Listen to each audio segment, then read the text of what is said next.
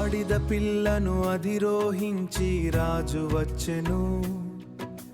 యెరూషలేము వీధులలో జయగానం జగెను. ఆ రాత్రి బేతనియకు తిరిగి ఆయన చేరెను. తండ్రి చిత్తమే తన మార్గమని ఆయన చూపించెను. బేతన్య నుండి యెరూషలేము ప్రయాణమై దాని భవిష్యత్తును చూచి కన్నీరు కార్చెను. దేవాలయంలో అక్రమాలను తొలగించెను. అంజూరపు పూ చెట్టును చూచి ఆయన శపించెను. అంజూరపు చెట్టు వలె మన జీవితముండకూడదు. పండ్ల కంటే ఆకులే ఉంటే ప్రయోజనం లేదు. విశ్వాసముతో కూడిన ప్రార్థన చేయాలి. క్రీస్తు రాకడ కొరకు సిద్ధంగా ఉండాలి. క్రీస్తు రాకడ కొరకు సిద్ధంగా ఉండాలి. శాస్త్రులు పరిసయ్యులు ప్రశ్నలు వేసిరి. ఆయన జ్ఞానముతో వారి నోరు మూయించెను. కానుక వేసిన పేదవానిని మెచ్చెను. యుగాంతమును గూర్చి శిష్యులకు బోధించెను. బుధవారం మరి అత్తరు పూసెను. ఇస్కరియోతు యూద ద్రోహం చేసెను. 30 వెండి నాణాలకు వడు ఒప్తం చేసెను. గురువారం పస్కా సిద్ధపరచమని చెప్పెను. శిష్యుల పాదాలు కడిగి ప్రేమను చూపించెను. అంజూరపు చెట్టు వలె మన జీవితముండకూడదు. పండ్ల కంటే ఆకులే ఉంటే ప్రయోజనం లేదు. విశ్వాసముతో కూడిన ప్రార్థన చేయాలి. క్రీస్తు రాకడ కొరకు సిద్ధంగా ఉండాలి. క్రీస్తు రాకడ కొరకు సిద్ధంగా ఉండాలి. సిద్ధముగా ఉందా, మెలకువగా ఉందా, ఆయన కొరకు వేచి చూద్దాం. Good evening. ప్రభునందు ప్రియులారా, మీరంతా ఎలా ఉన్నారు? దేవుని కృపను బట్టి, మీ ప్రార్థనలను బట్టి నేను బాగానే ఉన్నాను. మీరంతా కూడా దేవుని యొక్క కృపలో దినదినము అభివృద్ధి చెందగలుగుతున్నారని భావిస్తున్నాను. ఈ సాయంత్ర సమయమందు మనము ఇంతకు ముందు ధ్యానించుకున్నటువంటి క్రీస్తు పరిశుద్ధ వారము అనేటువంటి టాపిక్ను గురించి 2వ పార్ట్ చూడాలని నేను భావిస్తున్నాను. మనం ఇంతకు ముందు చదువుకున్నటువంటి విషయములు ఏమిటంటే, క్రీస్తు ప్రభువు పరిశుద్ధ వారంలో మట్లాదివారంతో ప్రారంభించి గురువారం వరకు ఆయన ఏమేమి చేశాడు, ఆయన జీవితంలో ఏ ఏ సంఘటనలు జరిగినవి అనేటువంటి దాని గురించి మనము ఇంతకు ముందు చూచాం. ఇప్పుడు వాటిని గురించే మనము ఇవి ఎలాంటివి అనేటువంటి దాని గురించి చూడాలని నేను ఆశపడుతూ ఉన్నాను. మొట్టమొదటగా వీటిని గురించి, ఇవి ఎలాంటివి అనేటువంటి దాన్ని గురించి మనం ఆలోచించే ముందు మరి ఒకసారి ఆదివారం నుండి గురువారం వరకు ఏ ఏ విషయాలు జరిగినవి, ఏ ఏ సంభవములు జరిగినవి అనేటువంటి విషయాన్ని గురించి మరొకసారి మనము చూద్దాం. మొదటిగా మట్లాదివారం రోజున ఆయన రాజుగాను మెస్సీగాను అభిషేకించబడి యెరూషలేము యొక్క వీధులలో గాడిద పిల్లపై ఊరేగించబట్టం అనేటువంటిది జరిగింది. ఆ రాత్రికి తిరిగి ఆయన బేతనీకు వచ్చివేయటం అనేటువంటిది చూచాం. ఇక సోమవారం బేతనీ నుండి యెరూషలేమునకు వెళుతూ దానిని గురించి ఆయన పరితాపించినట్లుగా మనం చూచాం. దానికి సంభవింపబోయేటువంటి దాని గురించి ప్రవచించినట్లుగా మనం చూచాం. ఆ తర్వాత దేవాలయంలో ప్రవేశించి దానిని శుభ్రపరిచినట్లుగా చూచాం. తర్వాత రాత్రికి బేతనీకు వెళుతూ అంజూరపు చెట్టును శపించినట్లుగా మనము చూచాము. ఆ తర్వాత రాత్రికి బేతనీకు తిరిగి వచ్చేసినట్లుగా మనము చూచాం. ఇక మంగళవారం రోజున ఉదయమున బేతనీ నుండి యెరూషలేముకు తిరిగి వెళుతున్నప్పుడు అంతకు ముందు సాయంత్రం రోజున ఆయన శపించినటువంటి అంజూరపు చెట్టు ఎండిపోయినట్లు గమనించినటువంటి శిష్యులకు విశ్వాసాన్ని గురించి ఆయన నేర్పించినట్లుగా మనం చూస్తూ ఉన్నాము. అదేవిధంగా దేవాలయంలో ప్రవేశించి సద్దూకయ్యులు, పరిసయ్యులు, శాస్త్రులు వాళ్ళు అడిగినటువంటి ప్రశ్నలకు సమాధానాలు చెప్పినట్లుగా, ఆ తర్వాత శాస్త్రులను ఎదురు ప్రశ్న వేసి వారిని నోరు మూయించినట్లుగా మనము చూచాం. ఆ తర్వాత కానుకల పెట్టెలో కానుకలు వేసినటువంటి స్త్రీని ప్రశంసించాడు. ఆ తర్వాత యుగాంతమునకు సంబంధించినటువంటి ఎన్నో విషయములను శిష్యులతో ఆయన పంచుకున్నట్లుగా మనము చూచాం. ఆయన రాకడకు ఎలా సిద్ధపడి ఉండాలో అనేటువంటిది, సిద్ధపాటుతో ఏ విధంగా ఉండాలి అనేటువంటి విషయాన్ని గురించి 4 ఉపమానాలు ఆయన చెప్పినట్లుగా మనం చూచాము. వాటిలో యజమాని లేడు అని ఇష్టానుసారంగా ప్రవర్తిస్తున్నటువంటి సేవకునికి ఇచ్చినటువంటి శిక్షణ గురించి మనము చూచాము. రెండవది బుద్ధి లేని కన్యకల గురించిన ఉపమానం ఒకటి. మూడవది ఇచ్చినటువంటి తలాంతులను సరిగా వాడకుండా సోమరిగా ఉండేటువంటి వారికి కలిగే పరిణామం గురించి మనం చదువుకున్నాం. చివరగా గొర్రెల నుండి మేకలను వేరుపరచటాన్ని గురించి మనం చూచాం. ఇక రాత్రికి అది పూర్తయిపోయిన తర్వాత యథావిధిగా ఆయన బేతనీకి తిరిగి వెళ్లిపోయినట్లుగా మనము చూచాం. బుధవారం రోజున మరియా యేసుక్రీస్తు భూస్థాపితం నిమిత్తమై ఆయనకు అత్తరుతో చేసినటువంటి అభిషేకమును ప్రశంసించినట్లుగా మనం చూస్తున్నాము. దానిని వ్యతిరేకించినటువంటి ఇస్కరియోతును ఆక్షేపించినట్లుగా మనం చూస్తున్నాం. ఆ తదుపరి ఇస్కరియోతు యోధ ప్రధాన యాజకులతో 30 వెండి నాణములకు ఒడంబడిక చేసుకున్నట్టు గురించి మనము చూస్తూ ఉన్నాము. ఇక గురువారం రోజున పస్కా నిమిత్తం ఏర్పాటు చేయమని శిష్యులకు ఆయన చెప్పాడు. ఆ తర్వాత శిష్యుల పాదాలు ఆయన కడిగినట్లుగా మనం చూస్తున్నాము.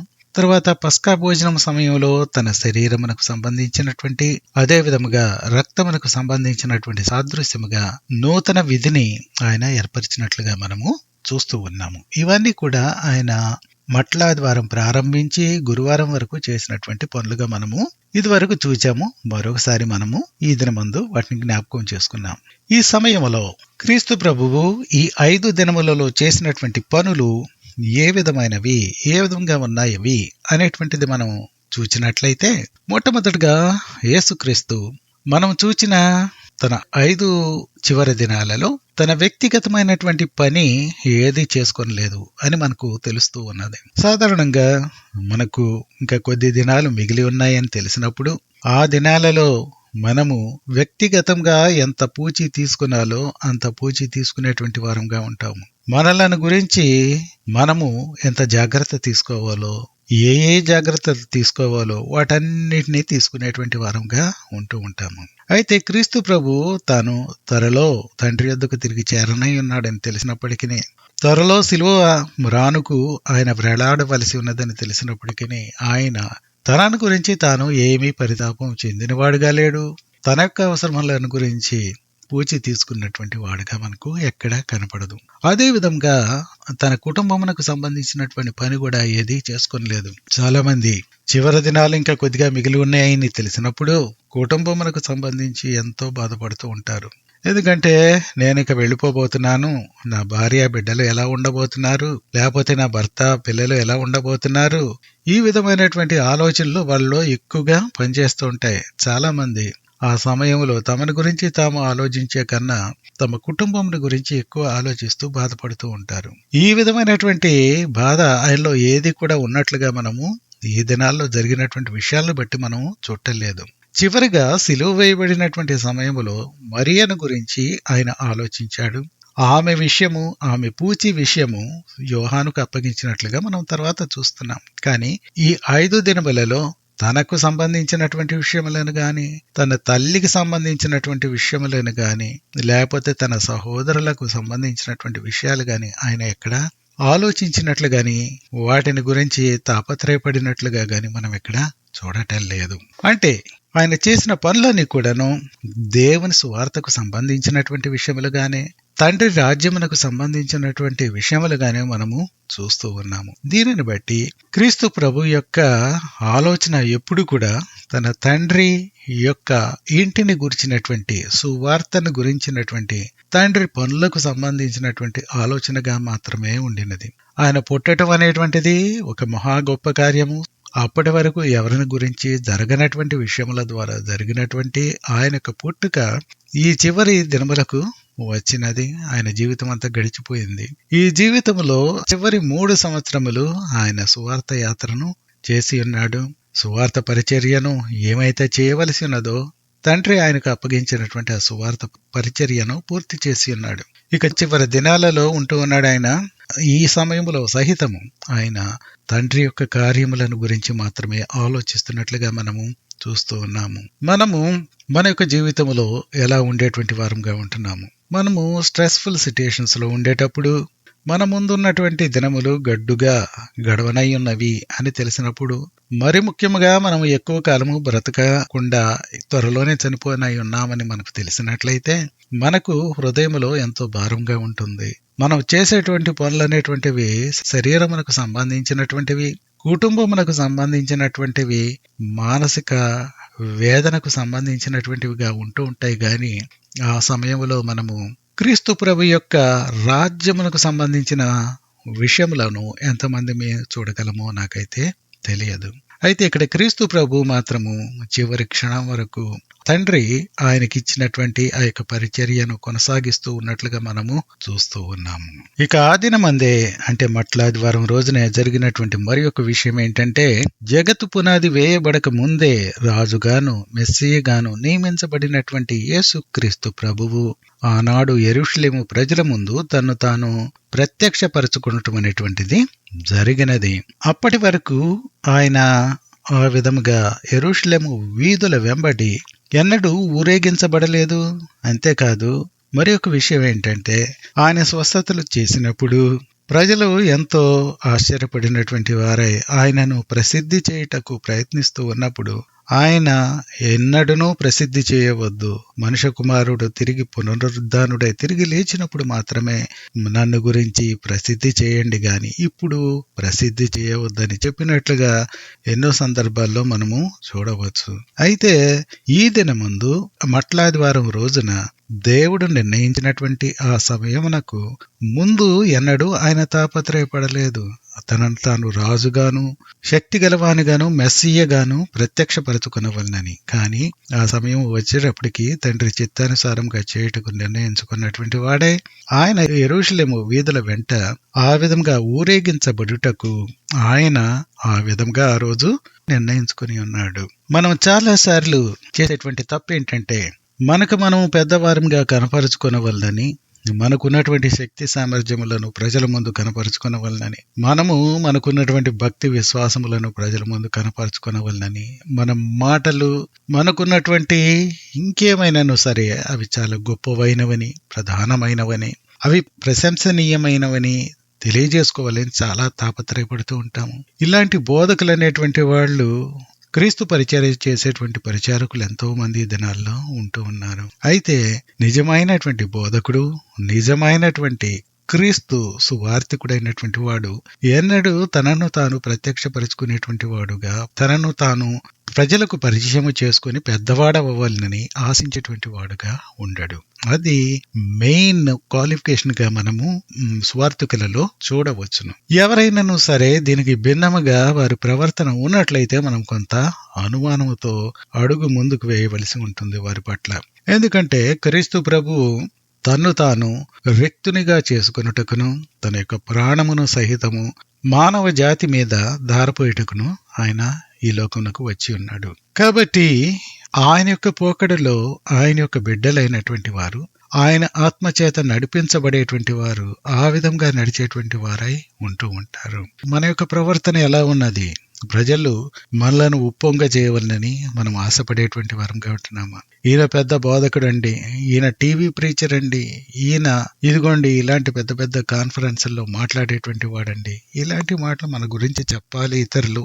ఆ విధంగా మనలను మనము ఉప్పొంగ చేసుకునవలనని ఆశపడేటువంటి వారమైనట్లయితే మనము వెనుకబడిపోవటం అనేటువంటిది తప్పనిసరిగా జరగనై ఉన్నది. ఆయన సంబంధం అయినటువంటిది కానటువంటి ప్రతి మొక్క పెల్లగింపబడి ఉన్నది. కాబట్టి నీవు ఏదో వెంటనే మొలిచి ఆ యోన కాలంలో పెరిగిన సొరపాదు వలె పెరిగితే పెరిగవచ్చును, కానీ రెండవ రోజే ఆ సొరపాదు ఏ విధంగా వాడిపోయిందో అదే విధంగా నీవును నేనును వాడిపోయేటువంటి వారంగా ఉండగలము. ఈ 5 దినములలో ఆయన 2 స్త్రీలను అభినందించినట్లుగా మనం చూస్తున్నాం. ఒక స్త్రీ తనకున్నటువంటి సమస్తము ప్రభువుకు కానుకగా సమర్పించుకున్నందువలన ఆమెను ఆయన అభినందించాడు. రెండవ స్త్రీ తన భూస్థాపన నిమిత్తము ఆయనను అభిషేకించినందుకు ఆయన అభినందించినట్లుగా మనం చూస్తూ ఉన్నాము. మొట్టమొదటిగా మనం చూసినప్పుడు వీరిద్దరు కూడా స్త్రీలే. ఒక స్త్రీ తనకు ఉన్నటువంటిది 2 కాసులు, అయితే ఆ 2 కాసులను కానుకబెట్లో తాను వేసినట్లుగా గమనించినటువంటి క్రీస్తు ప్రభువు ఆమె చేసినటువంటి ఆ యొక్క విషయమును గురించి ప్రశంసించినట్లుగా మనము చూస్తూ ఉన్నాము. చాలా మంది డిస్కస్ చేస్తూ ఉంటారు, ఎంత వెయ్యాలండి, ఎంత ఉంటే ఎంత వెయ్యాలండి అనేటువంటి విషయాన్ని గురించి మాట్లాడేటువంటి వాళ్ళు చాలా మంది ఉంటూ ఉంటారు. ఇక్కడ ఎంత వేసేవనేటువంటిది కాదు, నువ్వు ఏ మనసుతో వేస్తున్నావు, ఏ హృదయముతో వేస్తున్నావు. దేవుని యొక్క ఆజ్ఞలలో మనం చూచేటువంటిది ఏంటంటే, ప్రభువును మనము హృదయాంతరంగము నుండి ప్రేమించేటువంటి వారంగాను, హృదయం అంతటితో ప్రేమించేటువంటి వారంగాను, పూర్ణ హృదయముతోనూ, పూర్ణ మనసుతోనూ, పూర్ణ ఆత్మతోనూ ప్రేమించేటువంటి వారంగా మనము ఉండవలసినది.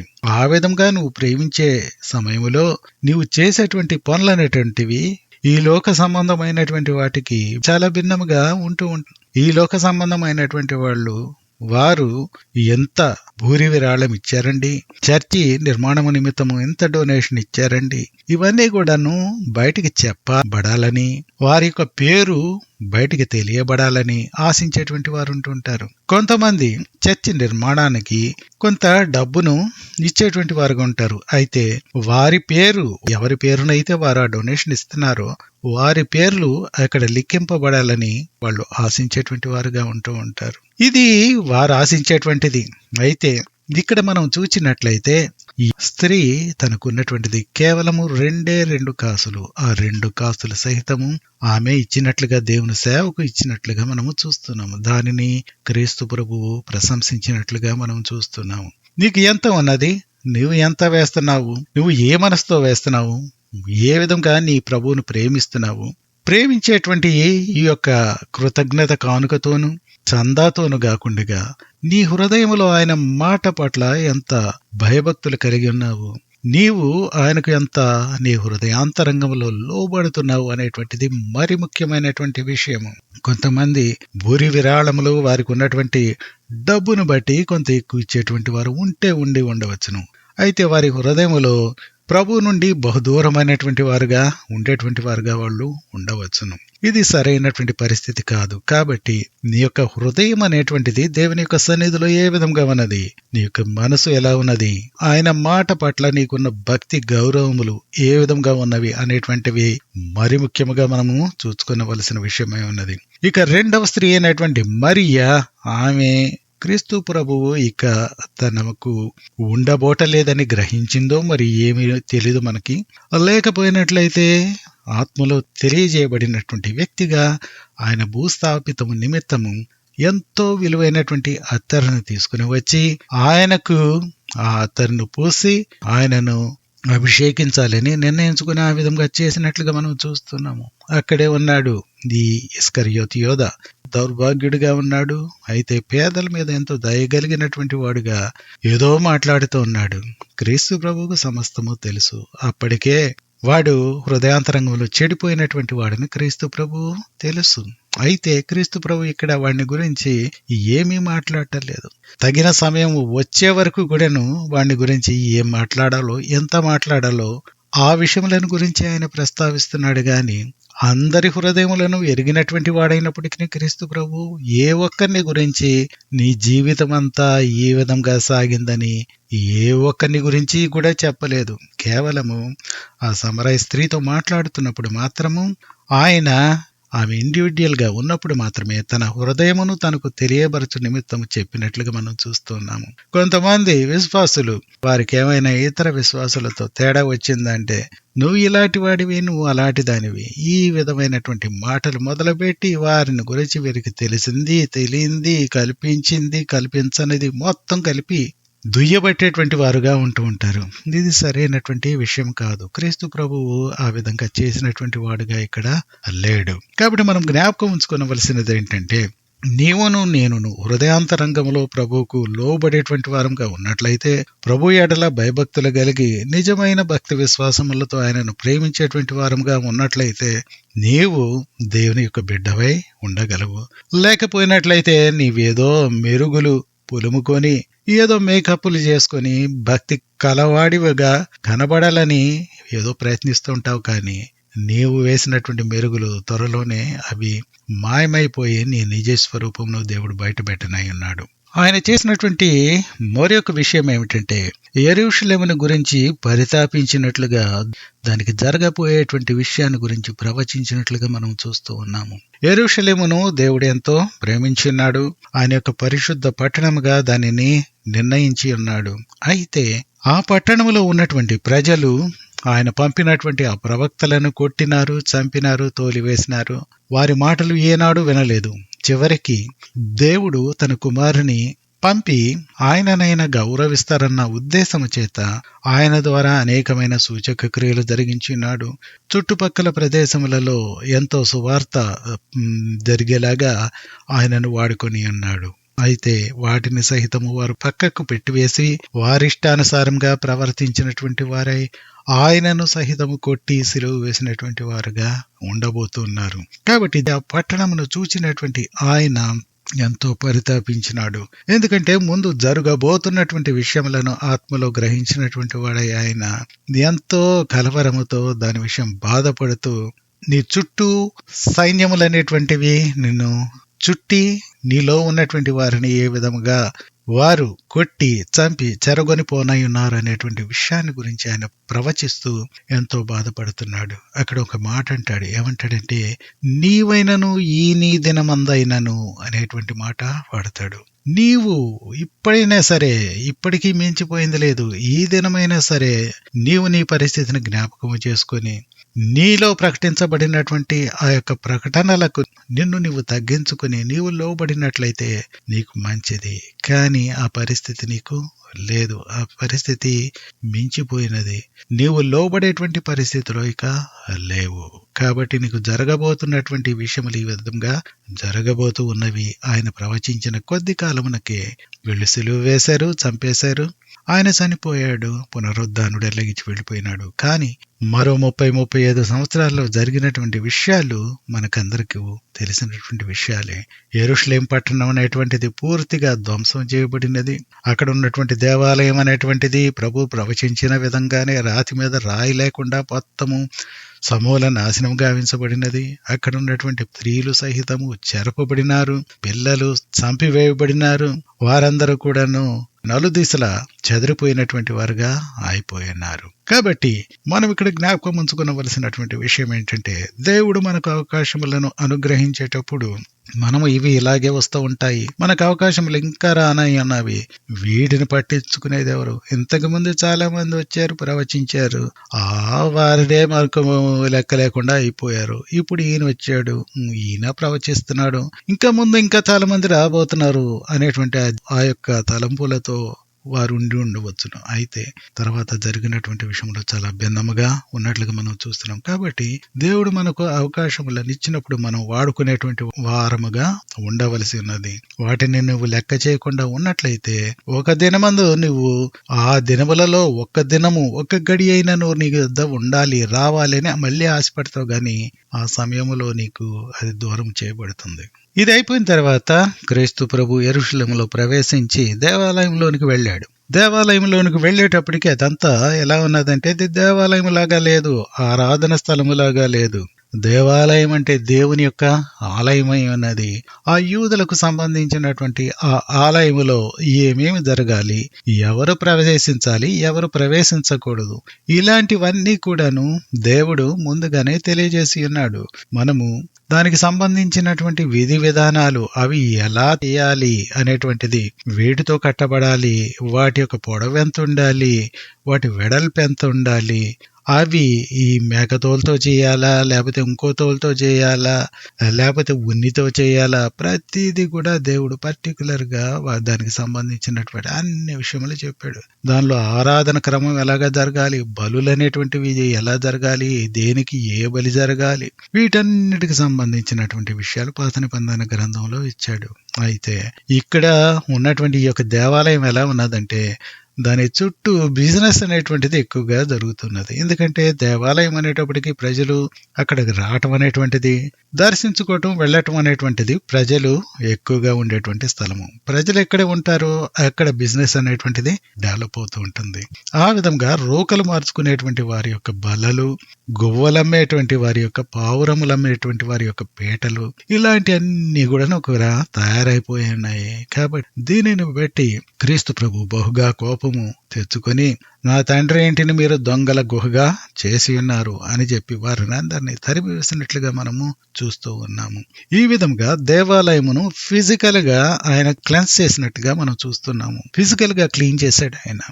దీనితో అక్కడ ఉన్నటువంటి యాజకులు వీళ్ళందరూ కూడాను ఈయన పట్ల కొంత విభిన్నమైనటువంటి వైఖరి చూపటం మొదలుపెట్టారు. అప్పటికే ఆయన అంటే బాగా కోపంగా ఉన్నారు.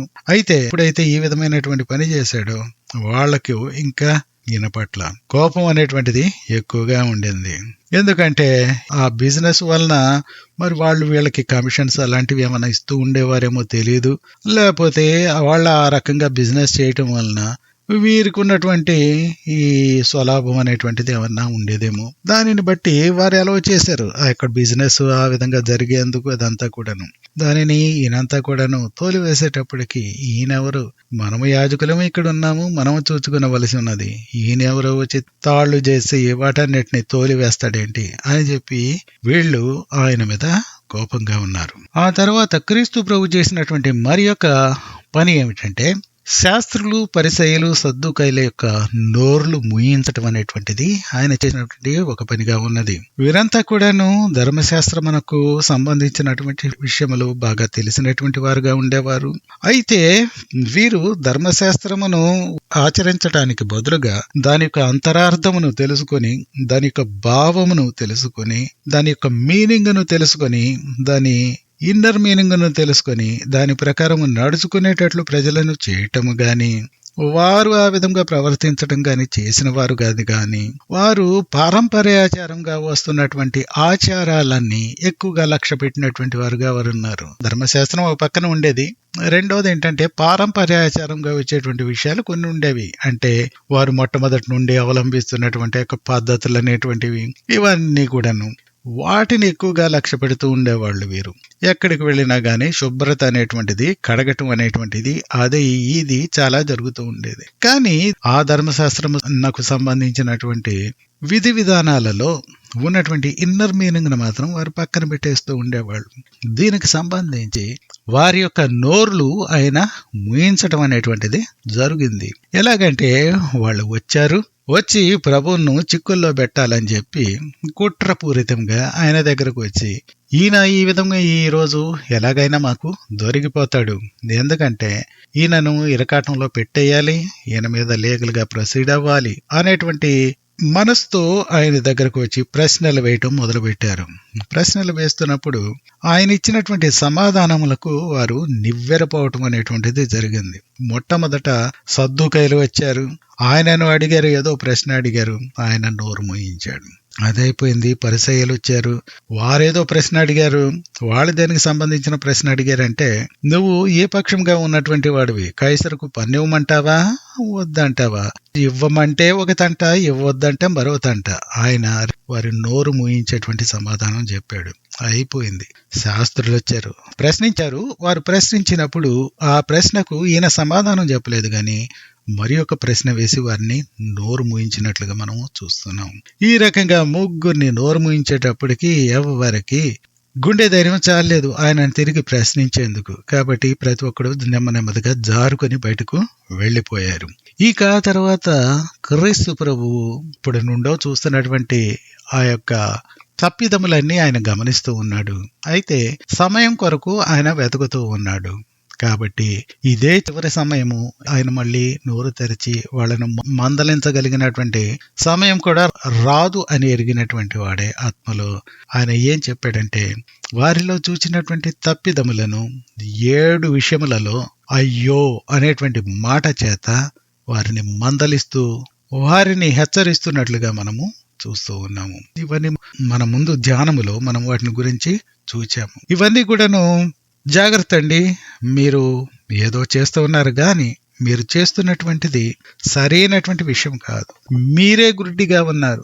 మీరు గుడ్డి పరిసయ్యులై ఉన్నారు. గుడ్డి వారిని కూడా మీరు నడిపించేందుకు ప్రయత్నిస్తూ ఉన్నారు. మీరు పరలోక రాజ్యంలో ప్రవేశించరు కదా, ప్రవేశించేటువంటి వారిని కూడా ప్రవేశింపనీయకుండా చేసేటువంటి వారై ఉన్నారని బహు కఠినమైనటువంటి పదజాలముతో ఆయన అందరినీ ఏటు జడ్డు అందరినీ దులిపేశాడు. ఇక ఆ రోజు ఎవరు నోరెత్తి మాట్లాడగలిగిన ధైర్యం ఎవరికి చాలలేదు గాని, అయితే దానిని బట్టి వారు ఆయన పట్ల మరింత కోపమును పెంచుకోవటం అనేటువంటిది జరిగింది.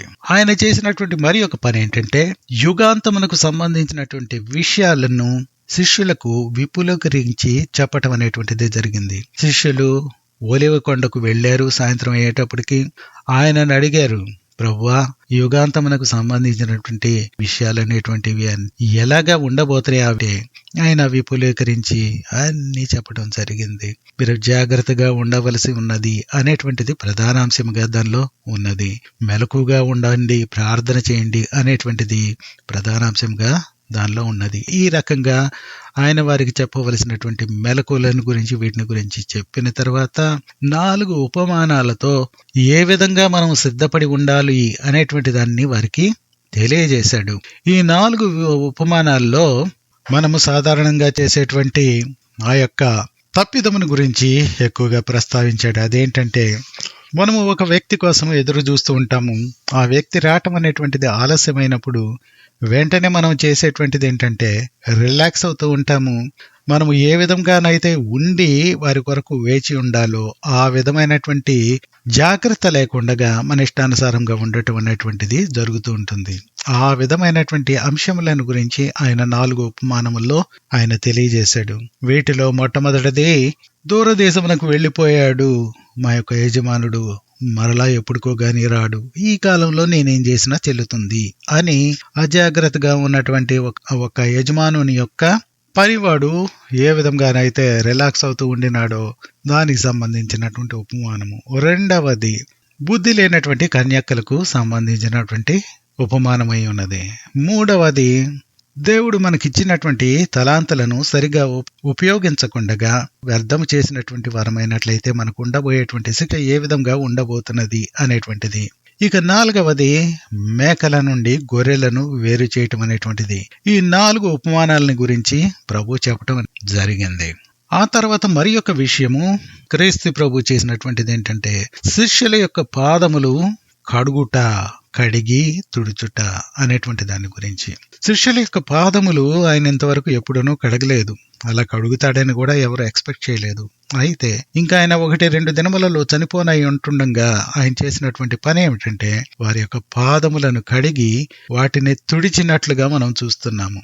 ఈ తుడిచేటప్పుడు ప్రతి ఒక్కరిని ఆయన ప్రేమించి, నేను నీ యొక్క పాదములు కడగపోయినట్లయితే నాతో నీకు పాలు ఉండదు అని చెప్పి వారందరినీ కూడా ప్రేమించి, వారిలో హ్యూమిలిటీ అనేటువంటిది ఎలా ఉండాలో, దాసుని యొక్క స్వరూపము ఏ విధంగా ఉండవలసి ఉన్నదో అనేటువంటి దానిని ప్రత్యక్షంగా చూపించేందుకు ఆయన ఈ పని చేసినట్లుగా మనం చూస్తున్నాం. క్రీస్తు ప్రభు ఆయన రిలిజన్ మనం చూసినట్లయితే ప్రాక్టికల్ రిలిజన్ అయి ఉన్నది.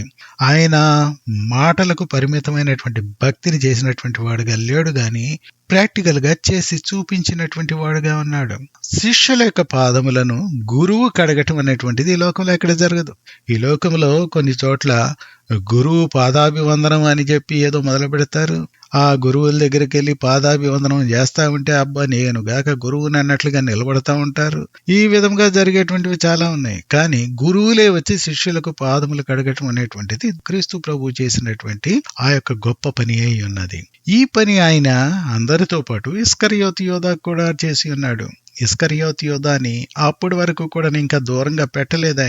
ఆయన హింట్స్ ఇస్తూ ఉన్నాడు గాని ఈ ఇస్కరియోతు యోధ ఆ సమయంలో ఉన్నప్పుడు అతని పాదములను కడిగినాడు, అతని పాదములను తుడిచినటువంటి వాడుగా ఉన్నాడు. అయితే క్రీస్తు ప్రభులో మనం ఇక్కడ గమనించవలసినటువంటిది ఏమిటంటే ఆయన ఆ విధంగా ఎలా ఉండగలిగినాడని. ఎందుకంటే మనలను అప్పగించనై ఉన్నటువంటి ఒక వ్యక్తి ఉన్నాడు అని మనకు తెలిసినప్పుడు మనము ఏ విధంగా ప్రవర్తిస్తూ ఉంటాము?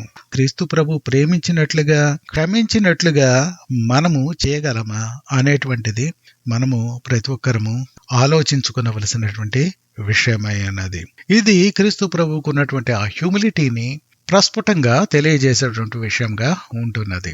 ఏర్పరచబడినటువంటి సమయం వచ్చే వరకు ఇస్కరియోతు యోధ విషయంలో తగినంత మాట్లాడుతూ ఉన్నాడు. ఆయన ఎప్పుడు ఎంత మాట్లాడాలో అంతే మాట్లాడుతున్నాడు. ఎక్కువ మాట్లాడటలేదు, తక్కువ మాట్లాడటలేదు. అవసరమైనంత వరకే ఆయన మాట్లాడుతూ ఉన్నాడు. చివరికి అతని కాళ్ళు కడుగుట ద్వారా కూడా అతనిని సహా ఆయన ప్రేమించినట్లుగా మనము చూస్తున్నాము. చివరకు ప్రభు బలకు సంబంధించినటువంటి కొత్త విధి విధానాన్ని ఆయన ఏర్పరిచినట్లుగా మనము చూస్తూ ఉన్నాము. ఆ పస్కా విందు అయిపోయిన తర్వాత క్రీస్తు ప్రభువు నూతన విధానాన్ని గురించి చెప్పాడు.